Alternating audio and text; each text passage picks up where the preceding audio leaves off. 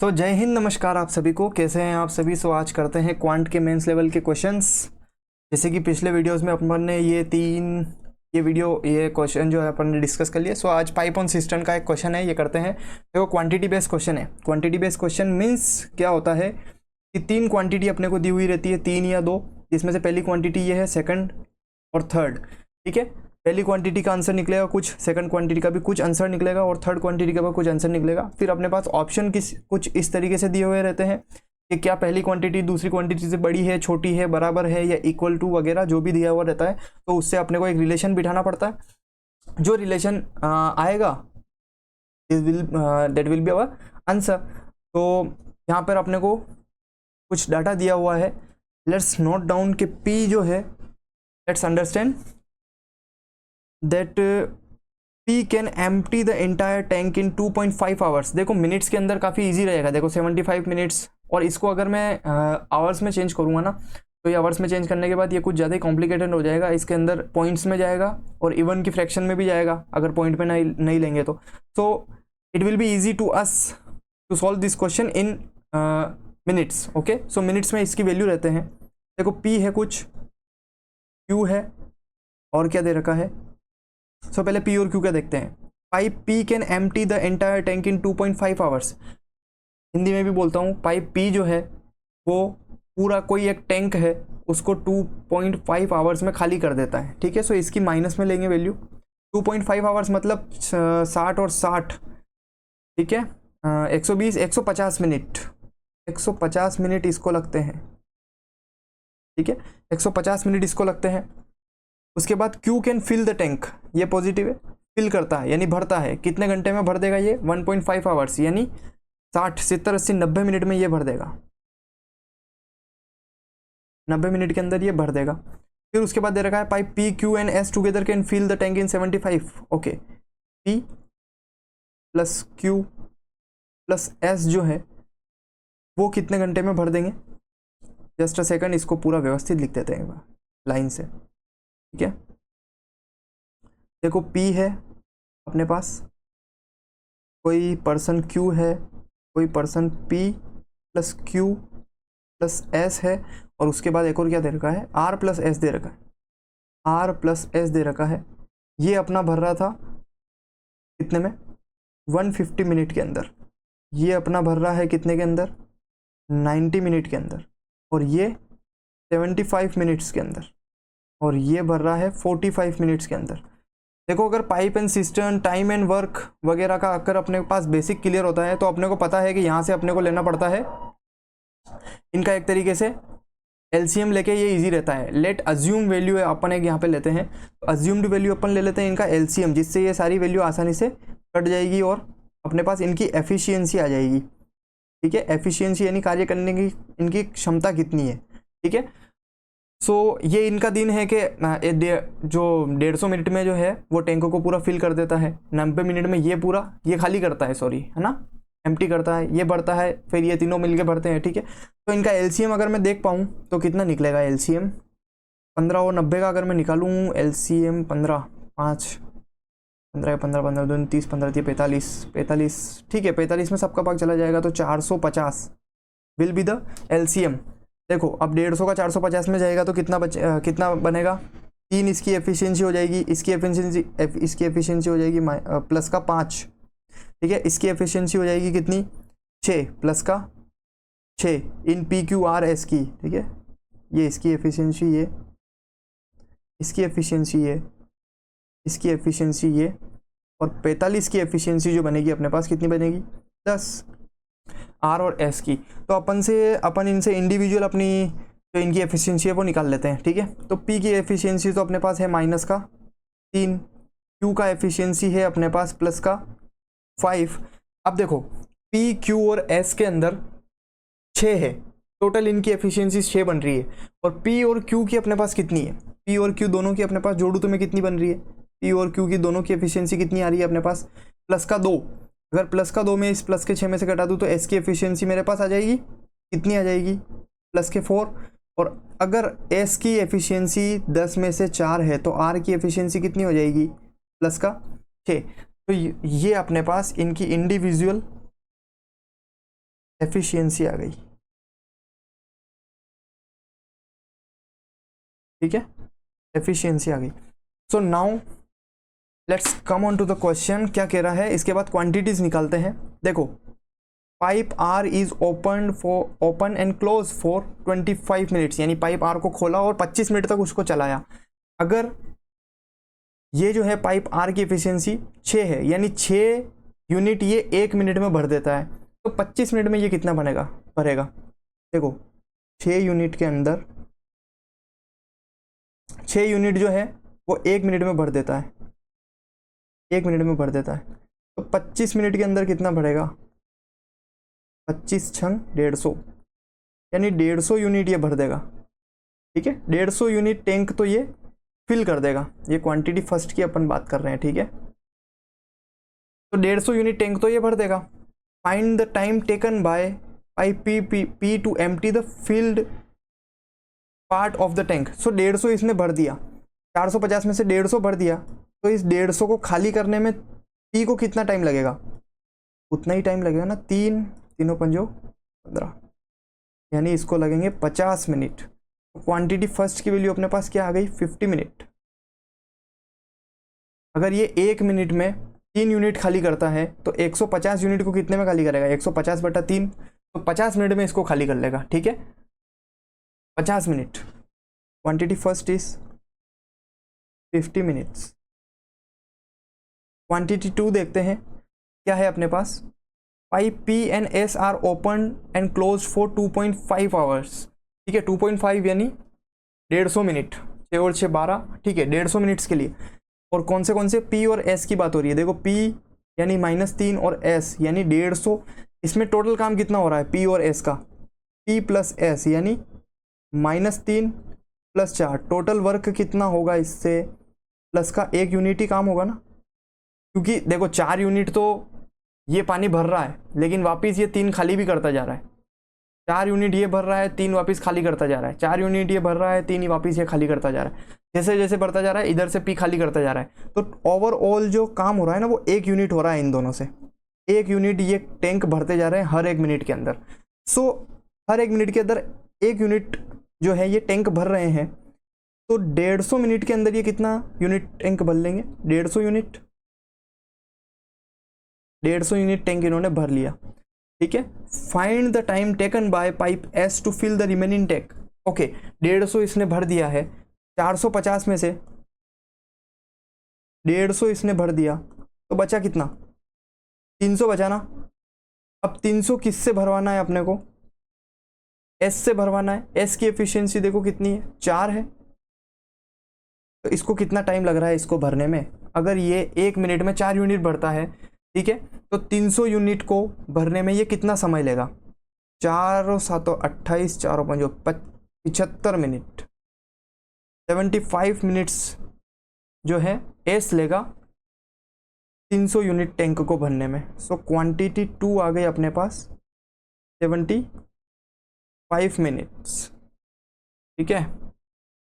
अब quantity third तो अपने को डायरेक्ट वैल्यू दे रखी। अब देखो क्वांटिटी फर्स्ट 50 है, सेकंड 75 है, थर्ड 75 है, यानी सेकंड और थर्ड जो है वो इक्वल है, सेकंड और थर्ड जो है वो इक्वल है, और फर्स्ट जो है इससे छोटी है, तो सी विल बी द आंसर। देखो सी दोनों से छोटी है 50 और बाकी दोनों बराबर है, तो सी विल बी द आंसर, ठीक है। नेक्स्ट क्वेश्चन देखते हैं।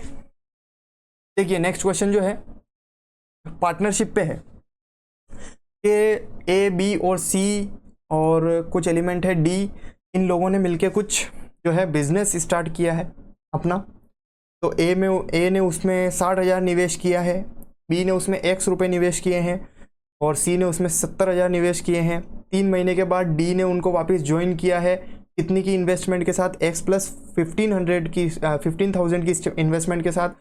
3 महीने और बीत जाने के बाद ए ने जो है 8,000 रुपये निकाल लिए हैं, सी ने वापस डाल दिए हैं 8,000, और 1 साल के बाद में उनका प्रॉफिट जो है 91,500 हुआ। And the respective ratio of the B and C dividend in profit, यानी इनका हिस्सा जो है बी और सी का प्रॉफिट के अंदर 1 साल का बिजनेस जो होगा पूरा, उसके बाद जो बी और सी का जो हिस्सा रहेगा प्रॉफिट के अंदर वो रहेगा 25:37 में, ठीक है। सो ये लास्ट वाली जो लाइन थी ये इस पूरे क्वेश्चन का क्लू थी, ये लास्ट वाली लाइन, ठीक है, ये लास्ट वाली लाइन, क्योंकि अगर यहाँ से अगर आप करोगे ना तो एक्स की वैल्यू आपके पास नहीं निकल जाएगी। देखो बी और सी की बात हो रही है, अपने पास सी की एग्जैक्ट वैल्यू है, इसने सी का बता रखा है कि 70,000 का इन्वेस्टमेंट है, सी ने कब कब क्या क्या किया है वो भी बता रखा है, लेकिन एक्स का अपने बी का अपने पास इन्वेस्टमेंट एक्स है, तो अपन इससे जो है वो हम इजीली अपन क्या करेंगे कि बी की वैल्यू निकालेंगे, क्या करेंगे बी की वैल्यू निकालेंगे कि बी ने कितना इन्वेस्टमेंट किया है, जो कि अपना रिलेशन निकलेगा इस रेशियो के थ्रू। सो लेट्स बिगिन, देखते हैं। देखो ए बी और सी, तो पहले अपन बी और सी को ही लेके चलते हैं, ठीक है, इधर से ले लेता हूं। बी और सी का कोई इन्वेस्टमेंट है, ठीक है, बी और सी का कोई इन्वेस्टमेंट है, बी का एक्स का इन्वेस्टमेंट है, ठीक है। देखो एंट्री मेथड से करेंगे, 12 महीने की इनकी एंट्री कर दी, 1 साल बाद प्रॉफिट बांटना है तो 12 महीने की इनकी एंट्री कर दी, और 70,000 इसका जो 70,000 जो है वो इसकी एंट्री कर दी 12 महीने के लिए, ठीक है। अब उसके बाद पढ़ी है after 3 months D join, D ने ज्वाइन किया, ठीक है। आफ्टर 3 मोर मंथ्स, देखो 3 महीने तो यहाँ पे बीत गए, और 3 मोर मंथ यानी 3 और 3 6 महीने बीत गए। उसके बाद ए ने तो 8,000 रुपये निकाल लिए, देखो 6 महीने बीतने के बाद ए ने आज 8,000 रुपये निकाल लिए, लेकिन 6 महीने बीतने के बाद सी ने क्या किया कि 8,000 रुपये का निवेश और कर दिया, यानी प्लस 8,000 कर दिया, कब 6 महीने में। और ये जो इनकी प्रॉफिट की रेशियो है ना, ये है अपने पास 25/37, ठीक है। सो निकाल लेते हैं।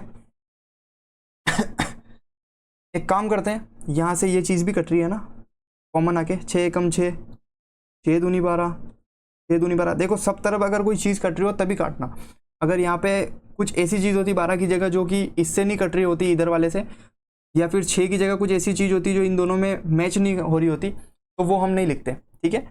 तो यहाँ पे 2x का इन्वेस्टमेंट है, 2x का इन्वेस्टमेंट है कितने पे, 7 दूनी 14, 1,40,000 प्लस 8,000 यानी 1,48,000, 148,000 इज इक्वल टू कितने का रेशियो है, 25/37।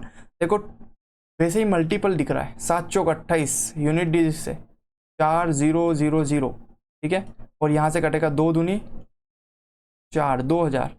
एक्स की वैल्यू अपने पास अल्टीमेटली, एक्स की वैल्यू अपने पास कितनी आ गई, 25 दूनी 50,000, एक्स की वैल्यू अपने पास आ गई 50,000। सो अब हम इसका क्वेश्चन स्टार्ट करते हैं। क्वेश्चन तो कब का ही स्टार्ट हो गया है, लेकिन अब इनका इन्वेस्टमेंट और पूरा बिजनेस अब देखते हैं कि ये बिजनेस में किस तरीके से इन्वेस्ट कर रहे हैं और किस तरीके से कौन पैसा निकाल रहा है।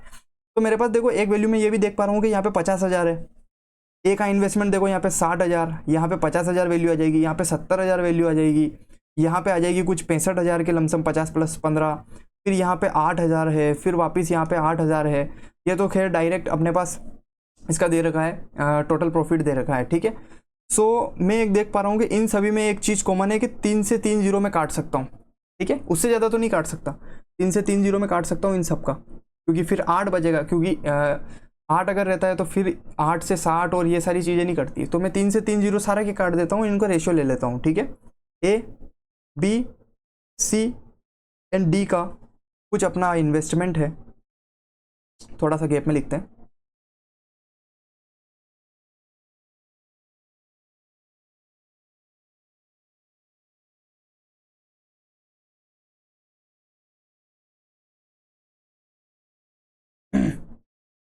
तो ए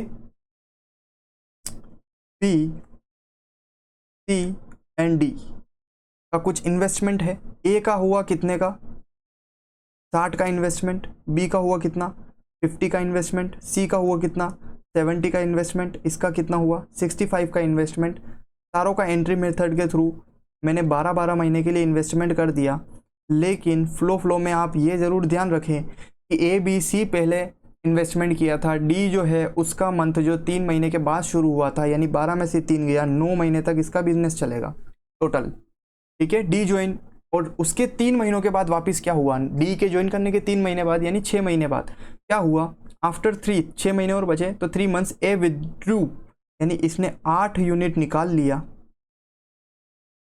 6 महीने का। बी ने कुछ नहीं किया, ठीक है। सी ने क्या किया कि +8 का इन्वेस्टमेंट कर दिया 6 पर, और डी ने भी वापस कुछ नहीं किया। तो इनका प्रॉफिट का रेशियो अपने पास आ जाएगा। इसमें मैं 6 और 12 को कॉमन देख पा रहा हूँ, 6 दूनी 12, नहीं ये नहीं कटेगा, क्योंकि फिर 9 को कैसे काटोगे 6 से। ये एक काम करता हूँ मैं, 3 से काट सकते हैं अपन इसको, ठीक है, 3 से इजीली काट सकते हैं। यहाँ पे 12 है और यहाँ पे 6 है, तो 3 दूनी 6, 3 चौक 12, 3 चौक 12, 3 4 ज़ा 12, 3 2 ज़ा 6, 3 3 ज़ा 9। सो इनटू एंड प्लस और माइनस, 6 चौक 24, 240 माइनस 8 दूनी 16, 240 माइनस 16 यानी 224, ठीक है, 224, 224। इसका कितना आ जाएगा, 5 चौक 20 यानी 200। इसका कितना आ जाएगा, 7 चौक 28, 280 और 8 दूनी 16, 296, ठीक है, 296। एंड इसका आ जाएगा 6 तिया 18, 180 और 5 तिया 15, 180, 195, 195, ठीक है। ये इनका प्रॉफिट का रेशियो आ गया। देखो ये सारी इनकी इन्वेस्टमेंट थी, ठीक है, तो इनका प्रॉफिट का रेशियो क्या बन रहा है, प्रॉफिट का रेशियो इनका बन रहा है A ratio B ratio C ratio D का प्रॉफिट 224, 200, 296 एंड 19 एंड 5। देखो यहाँ पे जो है बहुत सारे क्या करेंगे कि इससे इक्वेट करेंगे इसको, इनकी ओरिजिनल वैल्यू निकालने के लिए। लेकिन हम ये भूल जाते हैं कि ये वाला क्वेश्चन जो है वो क्वांटिटी बेस का है। क्वांटिटी के अंदर हम ये वही चीज़ें आएंगी जो इसमें बड़ी होगी वो बड़ी आएगी, ऑब्वियस सी बात है। जब हम इससे इक्वेट करेंगे, इन सब का जोड़ के जब मैं 91500 में भाग दूंगा और जब मैं 224 से गुणा करूंगा तो ए का प्रॉफिट आएगा। तो वो ऑब्वियस है ना, ए का प्रॉफिट जो है वो सी से तो कम ही आएगा, क्योंकि सी की वैल्यू पहले ही ज़्यादा है रेशियो के अंदर भी, तो वो सी से तो कम ही आएगा। तो एग्जैक्ट वैल्यू निकालने की अपने को कोई ज़रूरत नहीं है। तो ये जो है ना, इसका इस क्वेश्चन में कोई यूज़ नहीं है। Without using this value we can answer the question, ठीक है। So find the A's dividend in profit. A का डिविडेंड कितना है, मैं मान लेता हूँ 224, ठीक है। ये आ गई quantity 1। Quantity 2, find the D's dividend in profit 195। And quantity 3 अपने पास क्या आएगी, वो आएगी find the average of B and C. 200 और 200 400, मैं देख पा रहा हूँ, देखो 96 है, 200 200 तो बराबर है, 200 इसमें भी है 200 इसमें भी है, 96 से दोनों में बराबर 248, 248 will be the average of this two particular values, ठीक है। सो अपन क्या करते हैं, अब देख लो कि क्या है इन तीनों में, क्या संबंध आ रहा है, क्या इनका रिलेशन बैठ रहा है। तो Q2 जो है वो दोनों से छोटा है, देखो 3 से भी ये छोटा है और 1 से भी छोटा है। सो ये वाला सी वाला जो है, इसमें भी सी वाला ही आंसर होगा। सो आई होप कि आपको ये क्वेश्चन जो है पसंद आए होंगे। सो नेक्स्ट वीडियो में और भी प्रैक्टिस करेंगे ऐसे इस क्वेश्चन की। Thank you everyone.